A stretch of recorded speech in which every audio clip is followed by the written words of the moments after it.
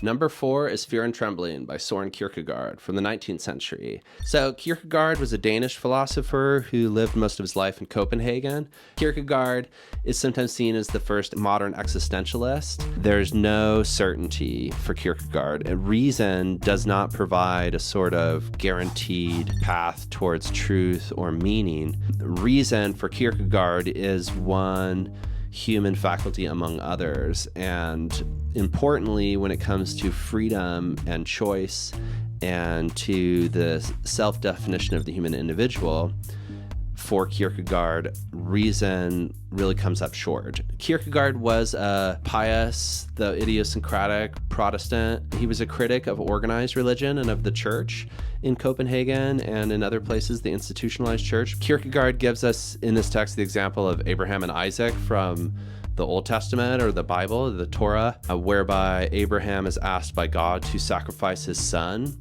Isaac, and Abraham is faced with a sort of conflict or moral dilemma, you could say, an ethical dilemma, whereby as a father, the last thing Abraham wants to do is to kill his own son. That's just horrible. But at the same time, Abraham also wants to obey his God. There's an ethical conflict there, and it seems that anybody would say that sacrificing the child can't be right.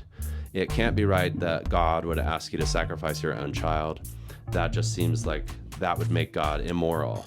It seems almost like an impossibility, ethically speaking. But then Kierkegaard talks about the teleological suspension of the ethical, and the idea that sometimes, this is to go back to this idea of reasoning, ethics can only get us so far, and thinking things through in terms of what seems ethical or not.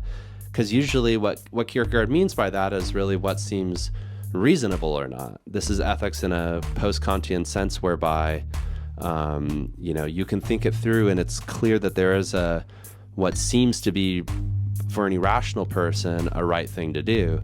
But nonetheless, here, this is an example Kierkegaard puts forth with the Abraham and Isaac, whereby faith needs to intervene. And so he understands faith in contrast to reason. He describes the idea of a knight of faith, riding out there with the armor on the horse of faith, with carrying the lance of faith and all that, and making a leap of faith, jumping over that chasm of decision making, just like Abraham was forced to do with regards to Isaac.